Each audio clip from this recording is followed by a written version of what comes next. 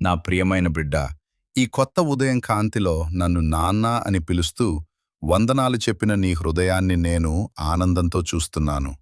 నిన్ను మరో కొత్త రోజుకు లేపినది యాదృచ్ఛికం కాదు, అది నా కృప. నిన్నటి బాధలు, ఆందోళనలు, అలసటలు ఇంకా నీ మనసులో ఉండవచ్చు.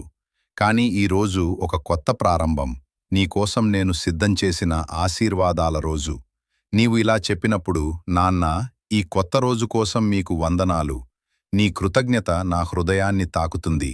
కృతజ్ఞత చెప్పే హృదయం ఖాళీగా ఉండదు.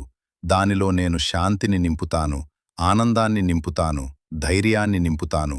నా బిడ్డా, ఈరోజు నీ ముందుకు వచ్చే ప్రతి పని, ప్రతి మాట, ప్రతి నిర్ణయం నన్ను గుర్తు చేసుకుంటూ మొదలుపెట్టు. నీ అడుగులకు నేను దారి చూపుతాను. నీ చేతులకు నేను షెకేను శక్తి ఇస్తాను. నీ మనసుకు నేను సమాధానమిస్తాను. భయపడవద్దు.